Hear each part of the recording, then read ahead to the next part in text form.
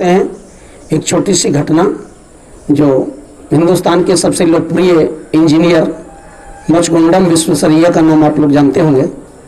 विश्वेश्वरैया साहब, उसमें अंग्रेजों का जमाना था और वो ट्रेन से यात्रा कर रहे थे भारतीय वेशभूषा में पगड़ी बांधे हुए।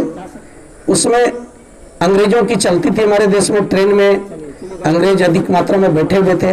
इनके वेशभूषा को देखकर, इनके भारतीय पोशाक को देखकर खूब मजाक उड़ा रहे थे, अपशब्द का भी प्रयोग कर रहे थे, इनके साथ कटु वचन भी बोल रहे थे और ये बिना कुछ ध्यान दिए हुए एकाग्रता पूर्वक उनकी सारी बातों को अनसुना करते हुए लगा जैसे हम सुन ही नहीं रहे, आगे बढ़ रहे थे।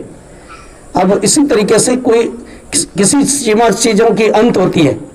काफी इनको परेशान कर रहे हैं, इनको दिखिया रहे हैं लोग, लेकिन फिर भी अपने ध्यानस्थ अवस्था में एकाग्रता पूर्वक उनकी बातों को बिना परवाह किए अब टिंडम एक ऐसा जगह आया जहां उन्होंने ट्रेन की जंजीर खींच दी और जंजीर खींचने से ट्रेन रुक गई। रुकने के बाद सारे लोग उन पर हावी हो गए, ये पागल है, इडियट इंडियन है, ये मूर्ख है, पुलिस द ग्रेट है।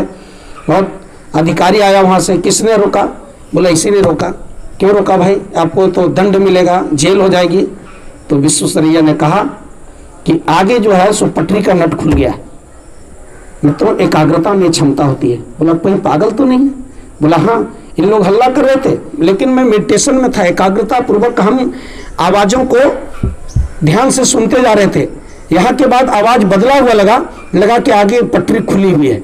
सारे उस कर्मचारी के लोगों ने टीम बना करके जब आगे जाकर देखा, सचमुच रेल की पटरी खुली हुई थी और बहुत बड़ा हादसा होने से विश्वेश्वरैया साहब ने उसको बचा लिया। मित्रों, ये एकाग्रता की क्षमता है, ये ध्यान है। जब हम रास्ते में चलते हैं, गाड़ी में चलते हैं, कोई काम करते हैं, हमारी माँ कहती ध्यान से करो, मन लगा कर करो। ये कोई नई बातें नहीं है, ये हमारी भारतीय संस्कृति का अनमोल विरासत है। किसी काम को यदि ध्यान से करते हैं, वह काम कोई भी हो। हम लोग इस बात को केवल आप एजुकेशन को हम इसलिए हथियार बनाए कि ये आपको बनने और बनाने का समय, इसलिए आज कहते हैं हर चीजों का भी बहुत अच्छा आज पॉइंट से आनंद जी शुरू किए हैं सर्विसिंग सेंटर।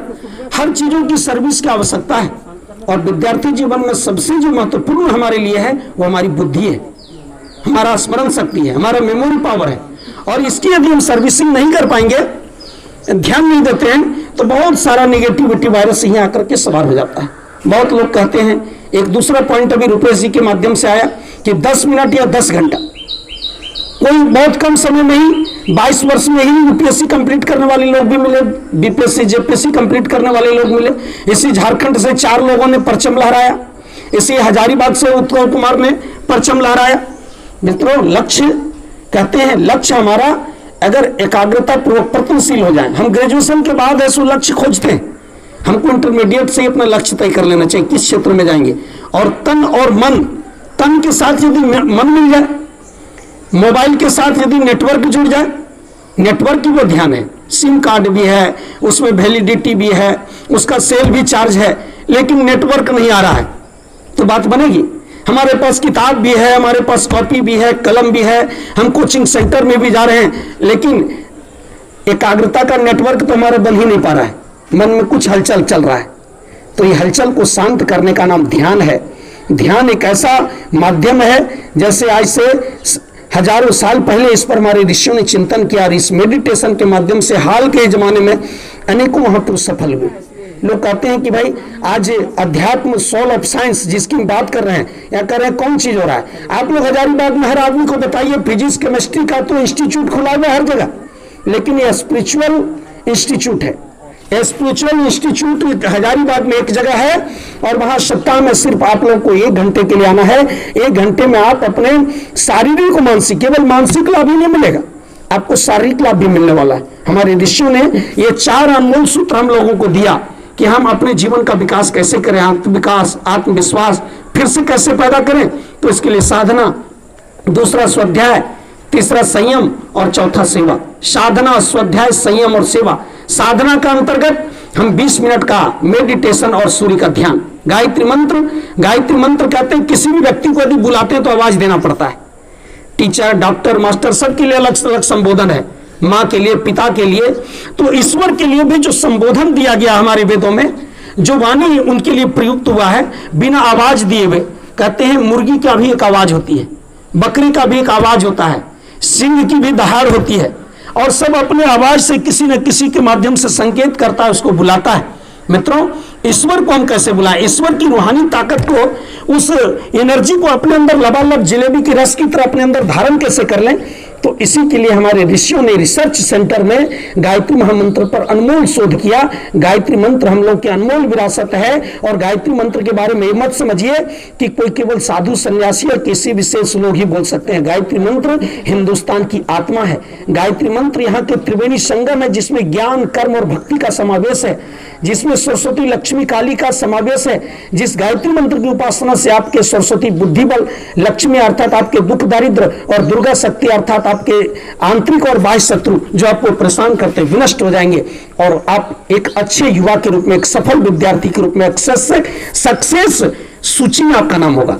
विफल होने वाले लोगों की, हजारों लोगों की भीड़ में आपको डरने की जरूरत नहीं है। हजारों लोगों में आपका स्थान कहां होना चाहिए? सक्सेस युवा, सफल युवा, सफलीभूत युवा, कुछ कर गुजरने वाला युवा। और इसके लिए साधना के अंतर्गत हम लोग जो यहां से डॉज दे रहे हैं 20 मिनट का ध्यान और गायत्री मंत्र का जप। स्वाध्याय केवल फिजिक्स केमिस्ट्री ये तो हमारा है ही, लेकिन इसके साथ साथ जो हमको मानसिक रूप से मजबूत बनाए और मानसिक रूप से हमको विजयी बनाएगा, हमारे अंदर आत्मविश्वास पैदा करेगा। तो कहते हैं अग्नि की उड़ान, संकल्प, साहस और नियति, डॉक्टर कलाम का वो बुक जो हमको प्रेरणा देता है, विवेकानंद जी की आत्मकथा, टोल्स्टॉय, स्वेट मॉडर्न। दुनिया में ऐसे बहुत सारे विचारक हुए जो घनघोर आंधियों में भी अपना मंजिल खोजा है। अभी तो हम लोग के पास आज टेक्नोलॉजी आ गई, हमारे पास यूट्यूब आ गया, हमारे पास एंड्रॉइड मोबाइल है, हमारे पास बिजली का पंखा है, हमारे लिए चलने के लिए गाड़ियां हैं। आप विश्वास करिए, आज से 50 साल के पहले की दुनिया को देखिए, आप 100 साल के उस कठिन रास्ता में जहां लोगों को चलने के लिए सड़कें नहीं थी, बिजली नहीं थी, लोग कहते हैं केरोसिन के ढिबरी के नीचे पढ़ा करते थे, लालटेन की रोशनी में आग जलाकर। अब्राहम लिंकन अमेरिका के राष्ट्रपति कहां पढ़ते थे? मित्रों, इतिहास में अनेकों उदाहरण है और हाल के उदाहरण है।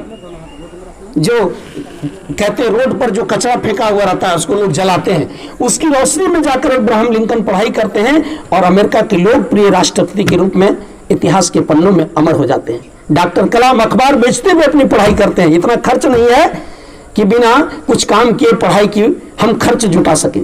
इसलिए चाह, ये ध्यान क्या करेगा? ये स्वाध्याय आपके अंदर चाहत पैदा करेगा और जब तक अंदर से चाहत नहीं उत्पन्न होता है उसी तो आपका और हमारा हालत वही होगा जिस तरह मोबाइल के सारे संसाधन है लेकिन नेटवर्क नहीं आ रहा है, तो बात नहीं बनने। नेटवर्क की मूल चीज है एकाग्रता, ध्यान। तो स्वाध्याय, संयम अर्थात स्टेमिना, अपनी शारीरिक शक्ति। आज नीरज चोपड़ा भाला फेंक दिया 90 मीटर के लगभग, क्यों? क्योंकि ने अपना स्टेमिना बनाया, अपने अंदर की ब्रह्मचारी शक्ति को ने जगाया। हम अपने एनर्जी को, जो नाभि के नीचे आपका एनर्जी है, उस एनर्जी को ऊर्ध्वगामी बनाइए, उस शक्ति को ऊर्ध्वगामी बनाइए। इसका नाम इंद्रिय संयम। इंद्रिय संयम अर्थात अपने वीर बल की रक्षा करना है, अपने जीवनी शक्ति की रक्षा करना और अपने पर्सनालिटी को ऊर्ध्वगामी बनाना है। तो इंद्रिय संयम का 4 पाठ है। संयम का अर्थ होता है रोकना, बचाना, दुरुपयोग से अपनी शक्ति को सदुपयोग की ओर ले जाना। इंद्रिय का सदुपयोग, अर्थ संयम, पैसे का सदुपयोग, जो भी हमको पैसा मिला है उसको उपयोगी काम में खर्च करना है। समय संयम, टाइम का मैनेजमेंट आपके लिए रामबाण है। 5 साल का वक्त आपके हाथ में और ये 5 साल यदि आपका बर्बाद हो गया मित्रों, तो फिर बाल दाढ़ी पकने लगेगा, तब क्या हमको लक्ष्य मिलने वाला है? इसलिए अभी से सचेत हो जाए। टाइम मैनेजमेंट, समय का घोड़ा दौड़ा जा रही, समय का घोड़ा। और टाइम, समय संयम के बाद विचारों का संयम। विचारों का संयम अर्थात ऐसे दोस्तों का आप एक परिकर बनाइए जो पॉजिटिव माइंड वाले हैं, जो अच्छे माइंड वाले हैं, जो पढ़ने के लिए आए हैं, जो लक्ष्य के लिए प्रयत्नशील हैं। दोस्तों का भी जीवन पर, मित्रों का भी जीवन पर बहुत बड़ा प्रभाव पड़ता है। जैसा करे संग वैसा चढ़ेगा रंग। एक बालक जन्म ले ले, संथाल में एक बच्चा, अवैध बच्चा जन्म लिया और उनको बच्चा नहीं हो रहा था। एक मरवाड़ी थे, उनको ले गया कहाँ? रांची ले गया। अब बच्चा तो जन्म लिया मेरे गांव में और चला गया, आदिवासी का बच्चा चला गया रांची। अब वहां उनका पालन पोषण हुआ, 20 दिन में चला गया, तो क्या वो संथाली भाषा सीख सकेगा? उसको पता चलेगा कि हम संथाल में हमारा जन्म हुआ, संथाली परिवार में। तो जैसा संगत करेंगे वैसा रंगत चढ़ेगा। अच्छे मित्रों का संगत बनाइए। समय बहुत नाजुक है और समय की कीमत को आप समझिए। विचारों का संयम बनाइए मित्रों। और लक्ष्य ये नहीं 5 साल, 10 साल, 20 साल हम लगे रहें। लक्ष्य हमारे देश में कहते हैं 6 वर्ष में ध्रुव ने हासिल कर लिया था ईश्वर को। 14 वर्ष ध्रुव, प्रहलाद, उपमन्यु, श्वेतकेतु, उदालक, अष्टावक्र जन्म से ही हमारे देश में योग का ज्ञान लेकर चले आए थे। कहते हैं 14 वर्ष में खुदीराम बोस ने लक्ष्य को प्राप्त कर लिया, भारत को आजाद करने का अपना जो जीवन लक्ष्य था। 23 वर्ष में सुखदेव भगत और राजगुरु ने कहा मेरे रंग दो बसंती चोला, लक्ष्य को प्राप्त कर लिया था। 32 वर्ष में ही शंकराचार्य कहते हैं लक्ष्य को प्राप्त कर लिया था। 33 वर्ष में स्वामी रामतीर्थ ने लक्ष्य को प्राप्त कर लिया था। 38 वर्ष में नेताजी सुभाष चंद्र बोस ने अपने लक्ष्य को प्राप्त कर लिया था। 39 वर्ष 24 दिन में ही स्वामी विवेकानंद ने अपने लक्ष्य को प्राप्त कर लिया था। आज के वर्तमान समय के उदाहरण है। और अध्यात्म जिसके बारे में आपको लाया जा रहा है, ये बड़े ही जानदार और शानदार चीज है मित्रों। आप आजादी के उन महापुरुषों को देखिए, संतों के उस श्रृंखला को देखिए। आज तो बहुत लोग, युवा लोग चर्चा करते हैं कि यह कोई साधु ड्रेस में, यह जरूर कोई राम रहीम होगा, यह कोई गड़बड़ व्यक्ति होगा। लेकिन संत की कितनी ताकत होती है अध्यात्म में। Super of science, super of soul of science है ये इतना बड़ा ये ताकतवर चीज है कि आप देख लीजिए उस कबीरदास के जीवन को। जब इब्राहिम लोधी का शासन चल रहा था, उनको हाथी से कुचलवाया गया, अनेकों यातनाएं दी, लेकिन कबीर का अर्थ ज्ञान बनकर वह खड़ा हुआ, जिन्हें कागज और कलम छुआ नहीं। और उनके एक एक कई मंत्र पर आज रिसर्च कर रहे लोग, पीएचडी कर रहे हैं। कबीर जी उदाहरण है, 600 वर्ष पहले हम लोग के बीच आए थे। आप देख लीजिए सूरदास के जीवन को। औरंगजेब का जमाना चल रहा था, गाजर मूली की तरह यहाँ दूसरे धर्मावलंबियों को, भारतीय संस्कृति को नष्ट किया जा रहा था।